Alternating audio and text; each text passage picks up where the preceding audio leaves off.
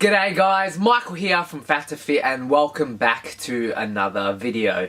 It has been a busy week for me with my first week on placement, so sorry for the lack of uploads, but getting back into it, getting out at least one video a week like I promised, and I'm trying to bring out more quality videos, trying to get as much information to you guys out there as possible, because that's the main goal of my channel, is to educate people, to help people, and just do my best to do that. With today's video, I've been thinking about this topic for quite a while now, and I've kind of decided to turn it into a bit of a new series because I think it's quite important, and that is healthy eating for the average person. So when you go through my videos on my channel, you see a lot of it's targeted towards weight loss, going to the gym, dieting, that kind of thing, which is okay, and that's kind of what I've based my channel around, and that's what a lot of other most other fitness channels have based their content around.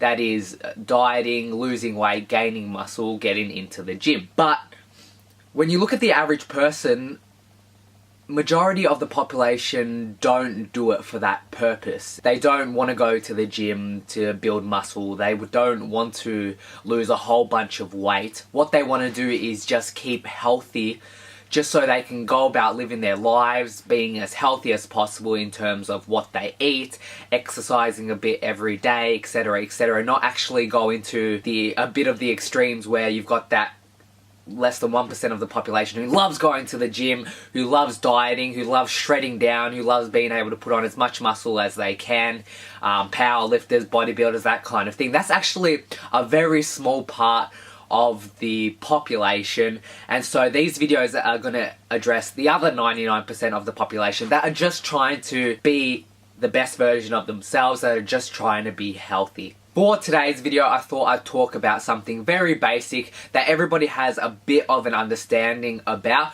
but I think I'd better explain it in a bit more depth, and that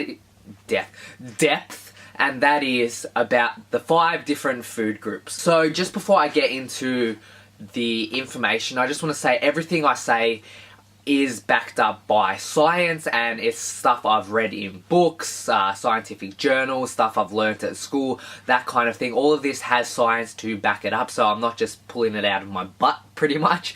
And it's all out there if you need it, and anybody who wants extra information, just feel free to comment down below or send me an email, and I'm happy to send it to you. Okay, getting into the topic finally. Sorry that intro was a bit long, but I felt I had to explain everything. There are, in total, 5 main food groups as defined by the Australian Guide to Healthy Eating, which is Australia's version of the manual. There are different versions around the world, but I'm just going to go off the Australian version for ease. They're pretty similar around the world. So the 5 food groups, you probably heard them all before. There's fruit, better do it like this, fruit, vegetables, grains, dairy, and meat alternatives. So going through each of those different food groups, fruit, of course, that's things like your strawberries, your bananas, your apples, mangoes, etc. All your fruits. Then you've got your vegetables, so that's things like your broccoli, your cauliflower, Brussels sprouts, carrots, peas, corns. Then you have your grains, in particular whole grains. What I mean by that is things like whole grain bread, whole grain pasta, cereals, rice, that kind of thing. Not the more refined kind of grains that you may be used to, like white bread and white pasta and white rice, that kind of thing. Those are more refined and more processed, rather than whole grain products which haven't been messed with too much in terms of being modified. And then there's dairy, so dairy, your milk, your cheese, your yogurt, and then of course your meat and your meat alternatives, so your beef, your pork, your fish, your chicken, nuts, legumes, beans, all those kinds of things. And that's pretty much a snapshot of your 5 food groups. Now, the question you're probably thinking is, how much of each food group should I be eating in order to be healthy? And this has had a lot of science put into it over the years, and they've come up with quite a few numbers for you to follow.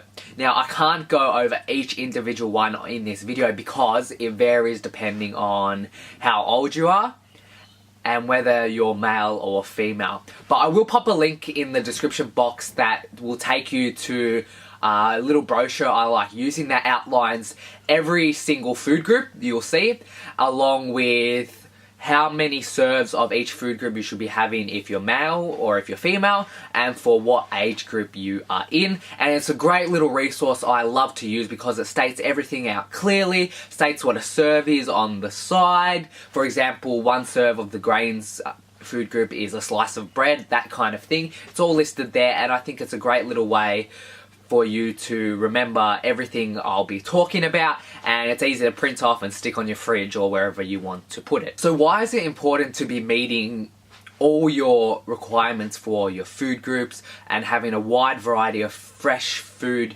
in your diet? Well, it's pretty much to maintain your best health. Like, each food group has its pros and its cons in terms of the benefits it provides. For example, your fruit and your vegetables provide a lot of the micronutrients you need, whether that's iron, folate, fiber, all of them out there. A lot of the nutrients you need that aren't related to kind of the big 3, the carbohydrates, the fats, and the protein, which I'll probably talk about in another video. Your meats food group provides your protein, like I was saying. Your dairy food group provides calcium and vitamin D. Basically, each food group has its positives and is able to provide you with a good amount of nutrition to keep yourself healthy and to prevent anything bad from happening to you from a nutrition point of view. The food groups are basically designed to be a guideline for you to follow a healthy diet. Doesn't mean you'll be losing weight, doesn't mean you'll be gaining weight. Like I've talked about in past videos, that comes down to calories in versus calories out. So you can be gaining heaps of weight by eating a lot of healthy foods, just as much as you can be gaining weight by eating a lot of junk or discretionary food items as well. It's all about that healthy balance, and following those recommended serves that are outlined in that little resource I linked you guys to. That kind of thing will allow you to get all the healthy benefits from the food, and you may not necessarily be gaining weight and you may not necessarily be losing weight, but it's a good way to kind of maintain things, to keep you healthy on the inside, which will then reflect on the outside as well. I know I've probably overloaded you with a lot of information in this video, but if it's confusing, I'll list a few resources in the description box that go over things. If you have any questions, any questions at all, feel free to comment down below and I will answer them. This stuff isn't meant to be easy, but it should be easy enough for you to understand and follow as well. Anyway, that's going to be the end of this video. I hope you guys did enjoy it. If you did, please give the video a thumbs up, comment down below if you enjoyed it, and if you have anything else you want to say, and I will catch you guys in the next video. See you later, guys.